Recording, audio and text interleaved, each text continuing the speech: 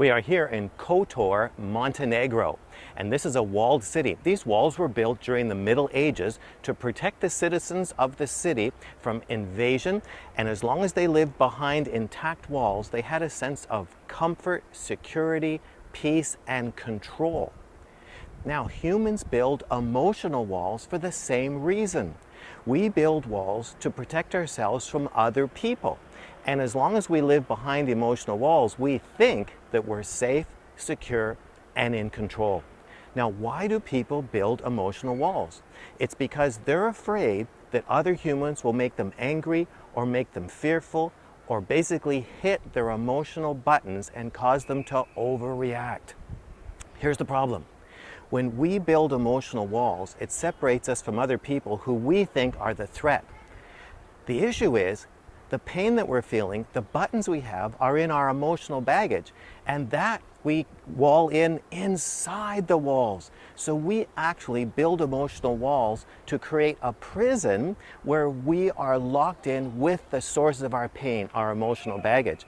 And all the walls do is separate us from anyone who could help us to lead us out to freedom.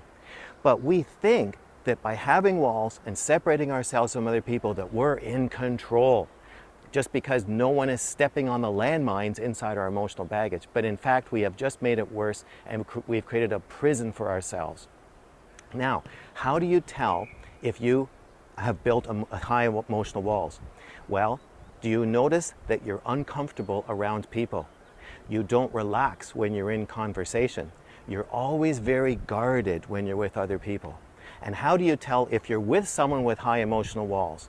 Here's the greatest key that I've noticed is when I'm around someone with high emotional walls, I'm not relaxed.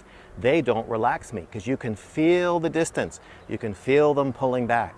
So if you notice that you're protecting yourselves from other people, you're hiding behind thick emotional walls, remember, you've created your own prison. And to clear this up, God does not want you to live that way. But the key is, get rid of your emotional baggage so you don't have those buttons and you no longer have to protect yourselves from other people. You can let your walls down and relax with others. So to live a transformed life, you need to get rid of your emotional baggage so you can take down your emotional walls and enjoy interaction with other people. Now, if this is your first visit here, you need to get my free self-assessment guide. And to do that, just subscribe to my weekly email newsletter by filling out the subscription form, and you know where it is. Even though I'm in Montenegro, the form is still right there. And I'll talk to you again next week, but this week, get rid of your emotional baggage and let your walls down.